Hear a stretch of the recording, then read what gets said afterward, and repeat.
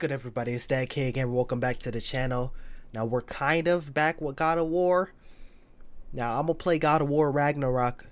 I don't know right when it drops. I think around the time it drops. I'm moving. Hold on, let me see the date. Yeah, it's literally like I'm gonna move, and then like a week later it drops. So we're gonna see depending on how I have everything settled in that area, in that aspect. But basically around that time when the game drops, I'm gonna be playing God of War Ragnarok. I seen videos way before I even played God of War 2018 about the original games, and then if you've seen on the channel, I played like four or six gameplays of God of War. And you know, the viewership wasn't there, so I'm just like, you know what, I'm gonna just check out, I'm gonna just react to the story of God of War. And also, y'all see reactions channel right here, man. It's in the description down below. But I'm ready to jump into this, but before you do, make sure you thumbs up and subscribe, and let's get it. Hopefully IGN has me right. In 2018, the God of War reboot did what some considered unlikely: turn a murderous rageaholic warrior into a sympathetic father figure and revitalize a series that felt as if it had run its creative course. With the sequel, presumably called God of War Ragnarok, on the horizon, let's catch up with old Kratos, his son Atreus, and where we last left the Nordic realm. Years after the events of the original trilogy, God of War 2018 opens on Kratos, now in the Norse realm of Midgard. Kratos and his young son Atreus prepare a funeral pyre for Faye, Kratos' second wife and Atreus' mother. After a moment of silence, Kratos takes Atreus out on his first hunt. It doesn't go well. That's a understatement.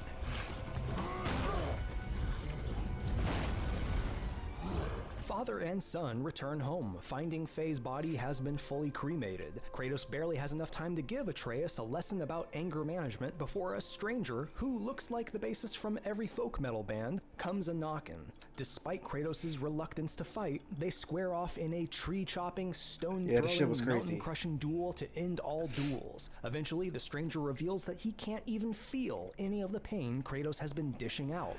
I can't feel any of this. At least until Kratos snaps his neck and seemingly kills him for good. We'll later learn this rune-tattooed guy is Baldur, one of Odin's sons and half-brother of Thor. So, care to try again?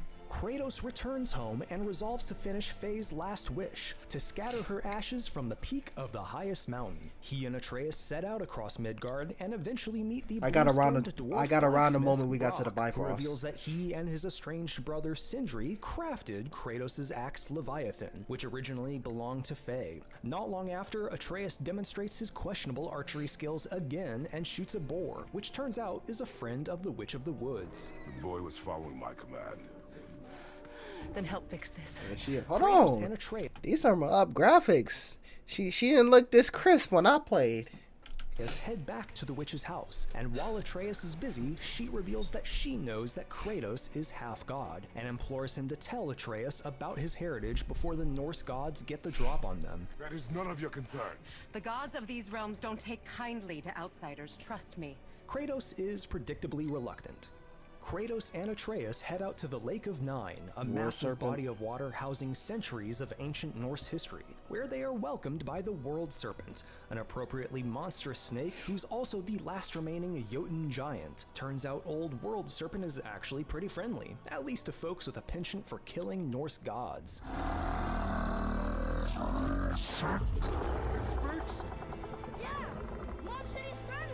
Kratos and Atreus continue their journey towards the mountain, meet Brock's brother Sindri, and find the mountain pass has been blocked by a deadly black mist, I was right around here. Cleared by the light of Alfheim, home of the elves.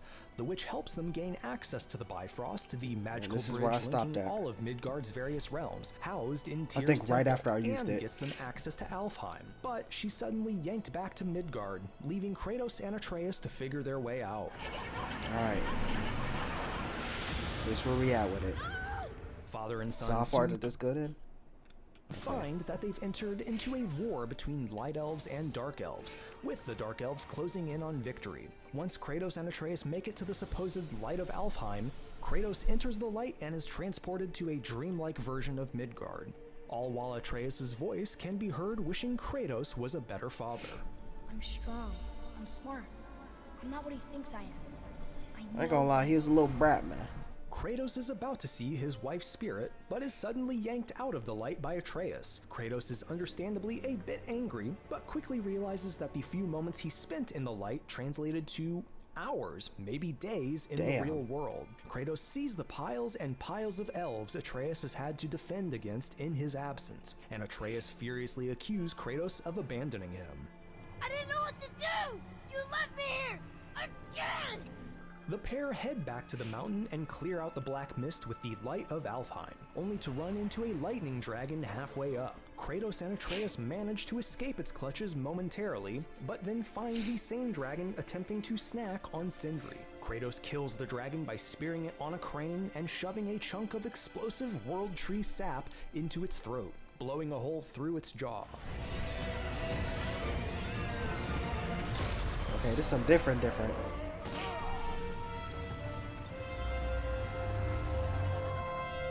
You just gonna stand there? As thanks for saving him, Sindri offers Atreus some arrows made of mistletoe, and Kratos later uses a piece to fix Atreus' chest strap. Kratos and Atreus make it to the top of the mountain, but overhear a conversation between a very much still alive Baldur and Thor's sons Modi and Magni. You have nothing to offer me, so take your questions, take your threats, take these two worthless wankers, and piss off! Kratos hears them interrogating Mimir, Odin's former advisor and the Norse god of knowledge and wisdom, who's been imprisoned inside a tree by Odin for 109 years. It's a long story. Kratos and Atreus speak with Mimir once the coast is clear, but unfortunately learn that their princess is in another the tallest mountain in the realms isn't where they're standing. It's in Jotunheim, realm of the giants. See that mountain? Looks like a giant's finger scraping the sky. That's the highest peak in all the realms. And access has been blocked off by the giants to keep out Odin and his crew. Mimir's suggestion? Cut off his head, get the witch to reanimate him, and they'll take another passage at Mimir's direction. Mimir also takes a chance to whisper to Kratos that he really ought to tell his son how he's half god and all. So you value your privacy more than your son? Ooh.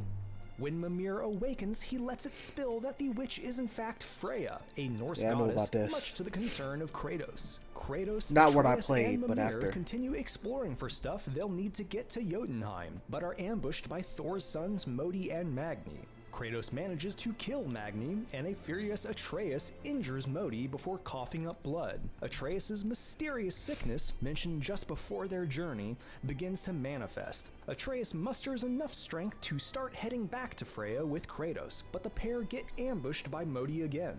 Taunted by Modi, Atreus' anger rises and he launches into a miniature Spartan rage, just like his dad, but collapses on the floor. Kratos gains the upper hand and Modi flees again.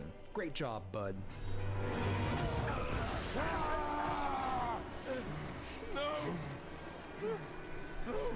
Kratos takes Atreus to Freya again, who says she needs the heart of a troll guarding the Bridge of the Damned in Helheim. You know, hell, to cure him. The catch? Kratos' Leviathan axe is useless in Helheim. Thankfully, Kratos has the perfect backup. Kratos starts rowing back to his house as a storm begins raging. Along the way, what looks like the ghost of Athena appears in front of him. Kratos enters his house and opens up the mysterious floorboards to reveal the Blades of Chaos, the chain swords that once belonged to Ares and featured prominently throughout the original trilogy. Athena appears behind Kratos and tells him that he'll never be able to leave his monstrous side behind, no matter where he goes. Kratos has the perfect retort. I know. But I am your monster no longer. Ooh. With a new weapon, Kratos fights through Helheim, killing the troll guarding the Bridge of the Damned and taking its heart. Before he can dip out, the mist of Helheim materializes into a vision of Zeus, Kratos' dear old, very dead dad. My father. Your father was Zeus? Well, that explains a lot.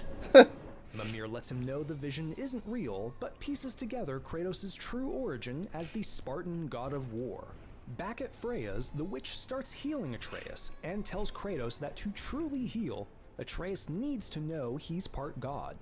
I can break the fever, but to heal, He must know the truth of what he is. Why is that though? yes.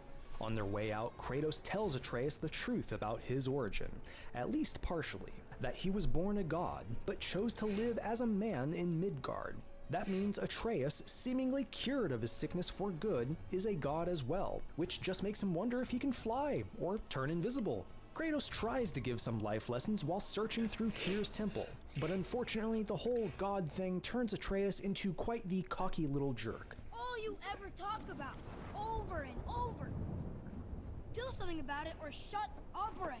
And he mercilessly Dude. kills a wounded Modi against Kratos' wishes. The crew manages to open the portal to Jotunheim, but are ambushed by Baldur. Miss me. And the portal is accidentally destroyed. Kratos tries to stop a clearly outmatched Atreus from fighting Baldur, but Atreus shoots his father with an electric arrow. That diversion gives Baldur the chance to kidnap Atreus and leap Yeah, I onto would the have got dragon. frustrated with Kratos this. gives chase, fist fighting Baldur on the dragon's back. Kratos manages to slash the dragon's wing, plummeting everyone to Tyr's temple and the Bifrost portal, which sucks Kratos, Atreus, and Pause. Baldur into Helheim. Kratos Okay, and you gotta Atreus say that fight faster. their way out of hell, and through a spirit vision, it's revealed that Baldur is Freya's son, and her attempt to save him from death cursed him with the inability to feel, taste, or enjoy just about anything. Families, am I right? Along the way, another spirit vision of Zeus, this time being murdered by a younger Kratos, appears, spilling the beans on Kratos' past.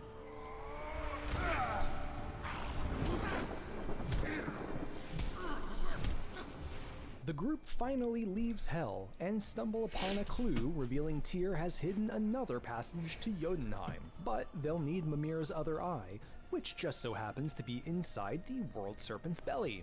The crew briefly visits Brock and Sindri, who've now patched up their differences, and Atreus lets out his softer side, clearly understanding how much of a brat he was being earlier. No, quit your... I wouldn't even have. I don't know if I would even have got to that part. It's just nice to see you together. The crew rows into the serpent's gullet and finds Mimir's other eyeball, which returns his godly power of sight. Just as they're leaving, Baldur attacks the serpent and it spits them out at the foot of a dead giant named Thamur. Freya arrives asking what happened, saying she's looking for her son, but quickly catches on that they know something is up. Baldur emerges from the icy waters, and needless to say, it's a somewhat stressful family reunion. Freya attempts to apologize for robbing Baldur of his ability to feel, but he rebuffs her. How I feel? How I feel?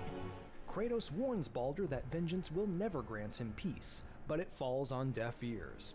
This again? Cue boss fight. Freya tries to intervene with magic, and as Kratos is wrapped up in vines, Atreus warns Baldur not to attack. Baldur unleashes a devastating punch on Atreus, nearly crippling the boy, Damn. but it turns out to be a trap for Baldur. What is that? Oh! Mistletoe arrow, the same one attached to his strap, the one thing that can erase Freya's spell, has pierced I forgot. Like, I was sitting there, like, when it was like, oh, gave him mistletoe arrows. Oh, shit. That was like the most violent sneeze I ever had in my life, dude. That shit. Wow. But, what was I saying? Oh, I was wondering, I was like, okay, is there a special reason why he has those arrows? And then it wasn't until that moment that I'm like, oh yeah, and like the what is it called? Game of Thrones got me wanting to, the history and lore has got me wanting to say lore. Let's just say the lore. When it comes to Baldur, then like Loki hit him with like a mistletoe arrow, and that actually killed him. Same one attached to his strap, the one thing that can erase Freya's spell, has pierced Baldur's fist, finally giving Baldur his physical senses back. A very pissed Freya reanimates the giant, pleading with Kratos to not kill Baldur, even though her son definitely still wants her dead. cue one final boss fight. And with Baldur defeated, Freya attempts one last time to make amends, offering to let her son kill her if it will make him whole. Baldur begins to strangle the life out of Freya, but Kratos kills him for good this time.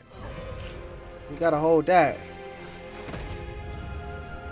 Freya, however, doesn't see Kratos' point of view, and vows the most violent of revenge against him. He saved your life. It robbed me of everything!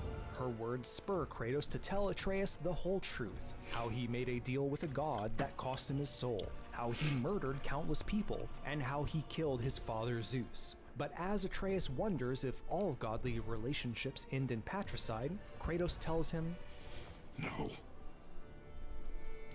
We will be the gods we choose to be. Kratos and Atreus finally make their way to the tallest mountain in Jotunheim. Kratos, having nothing more to hide, finally undoes the bandages hiding the chain-link scars he earned during his servitude to Ares. Can we go now? We're so close. Along the path, Kratos and Atreus discover remnants of the Jotun giants, finding a prophecy showing Atreus' mother was a member of the giants, and foretelling all of the steps of their journey. That's us. The first time we met the world serpent. But how? It's also revealed that Baldur's actual target was Atreus' mother, not knowing she'd been turned to ash moments prior. Wow. Kratos' final discovery is an ominous mural depicting a dead or dying Kratos being held by Atreus, with some sort of snake coming out of the boy's mouth. Finally, at the top of the peak, Kratos and Atreus spread Faye's ashes, overlooking a horizon filled with dead giants.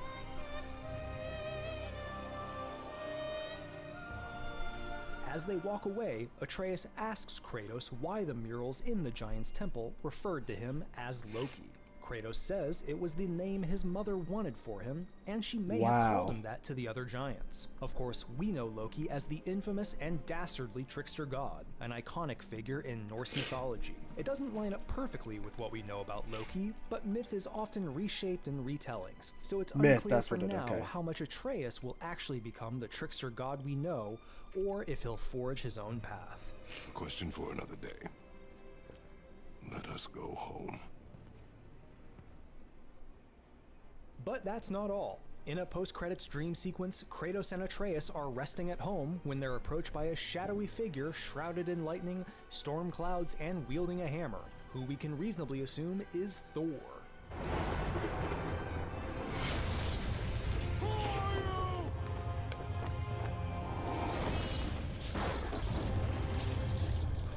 With the sequel on the horizon, it's safe to say that Kratos and Atreus will be squaring off against more Norse gods and diving deeper into the world of Midgard.